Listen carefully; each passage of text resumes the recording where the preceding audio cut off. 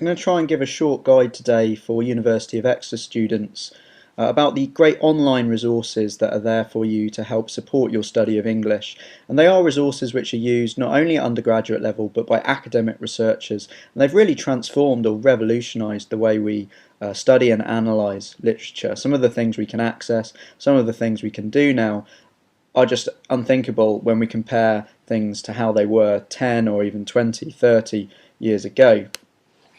To get to the electronic resources, there's a number of things you can do. You could go through the University of Exeter's library page. You might want to give yourself a bookmark. I've got one up here, eResources. Or you could just Google University Exeter Electronic Resources, and it takes you straight through to the library. Now you'll be prompted to enter your username and password. That's the same as logging into email. In fact, if you're off campus, they may well prompt you to do that twice. But eventually you will be dropped out at this page here, the electronic library. Now, you can choose a subject area here. This is quite useful because it groups for you all the most useful online resources.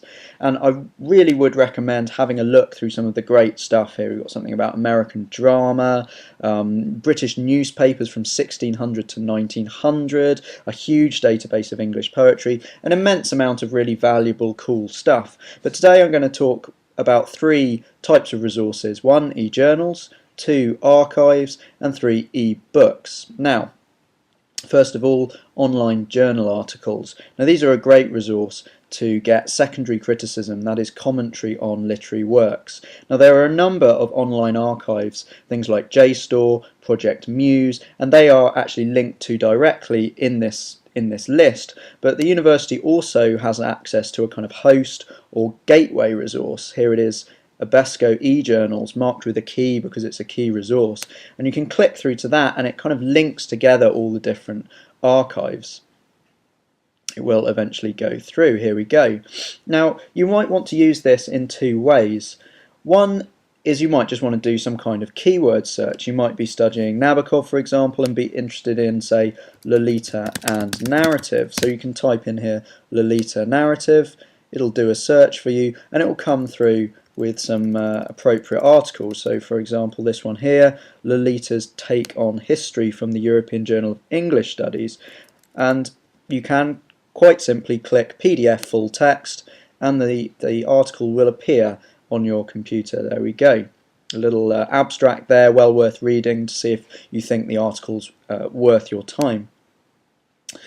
The other way you might use this resource is you might actually know the article already that you want. If you read books, for example, there'll be footnotes. They'll say this critic has an interesting take on a particular work. You can look that up in the footnote and try and find the journal. To go through that route, you want to click up here, Publications. And here's a list of all the electronic journals that Exeter apply to. Abdominal imaging, for example. Excellent. However, you'll know that you'll want a certain kind of literature journal. You might be interested in, say, Shakespeare Quarterly.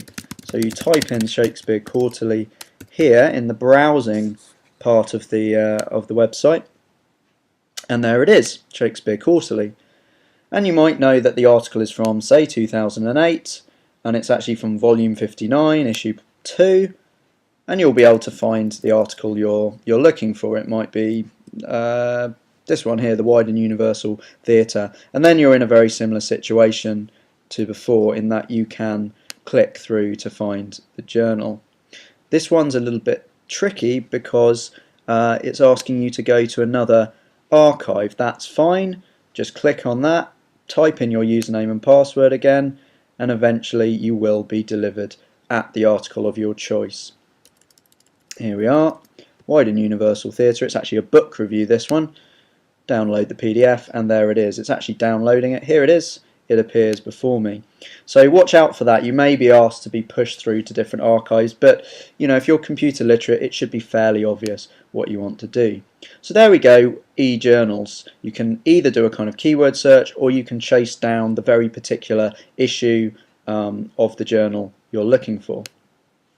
The second thing I want to look at is archives. Now, you'll be wanting to use these maybe at more advanced levels of study. The one I'm going to show you here is ECHO, or 18th Century Collections Online. Its early modern or Renaissance counterpart is just beneath it here, EBO, Early English Books Online. And what these are amazing digital libraries. I'll just read out the blurb here. 18th Century Collections Online includes the digital images of every page of 150,000 books published during the 18th century, from history, literature, religion, law, fine arts and science.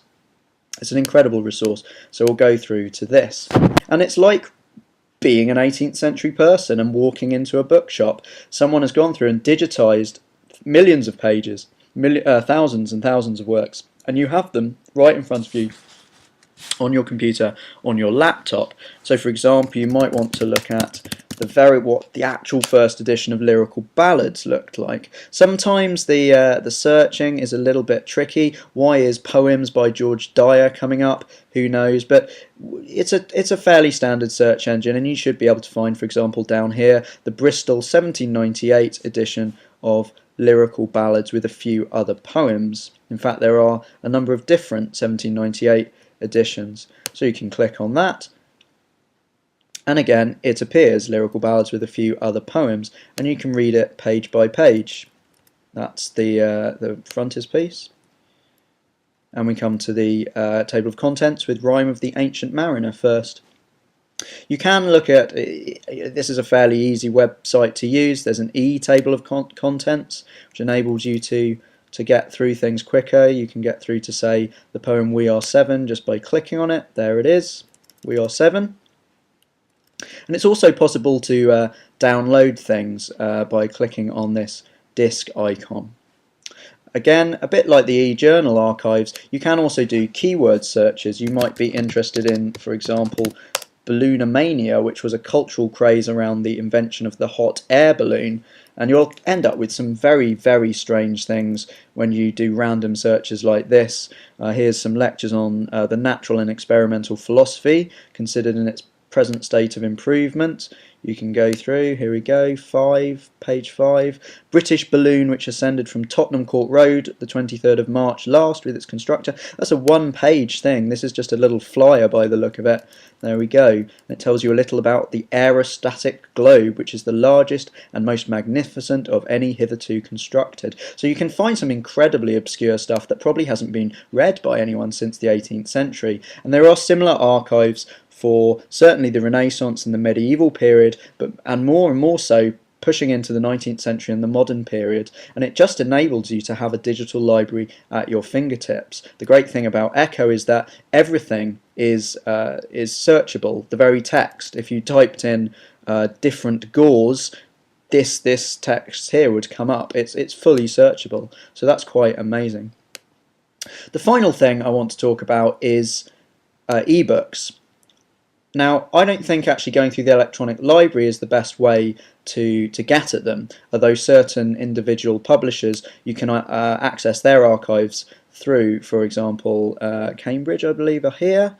If we go up here, here we go, Cambridge Companions, for example, are available by clicking on here. But this whole thing with ebooks, longer texts which have been digitized, is worked into the normal catalogue. So for example, if you go to the University of Exeter library catalogue, we shall try and find something to look at. We must go to the search. Okay, we might be interested in the poetry of W.B. Yeats. And actually the very first thing that comes up is an electronic resource, a book by Anthony Bradley, Imagining Ireland in the Poems and Plays of W.B. Yeats. Now, to get to this resource, again, very easy, available online via Palgrave Connect. Palgrave, like Cambridge University Press, another publisher. You may have to log in again. They may prompt you for your code. I've already actually done that when we were doing some of the other resources, so my browser has remembered it. And there we are. Download PDF, browse PDF, or download as an EPUB. So we might want to browse the PDF. Here we go. It may take a little while because it's going to be a big file. And there it is. and we can go through like you would a normal book. Here we do, we have the table of contents. We might be interested in something about the wild swans of Cool, so we'll run through to chapter 3. Fairly straightforward. You can also download the PDF and it will download as a file which you can use. Very important though that this is someone's work. You should be very careful about remembering that this is just as much an object, it's an object of copyright to this critic, Anthony Bradley, as would be the physical book. And as you download it, you actually see there's a full page, if you will, on the intellectual property rights. Please remember that just because these files are perhaps more insubstantial than a physical book, this does not mean that they do not play with the same kind of copyright rules as a normal physical book. So there we go, 3 excellent types of resource: e-journals, archives, and e-books, and they make your life as an undergraduate student, and they make my life as an academic researcher far easier. We can have all this wealth of material here on a laptop or on a computer at our fingertips, and it's well worth using them. People in the library will be really happy to help you out if you're getting confused about using one of these resources or finding one of these resources, as will we. We will do our best to help you too. Thank you very much.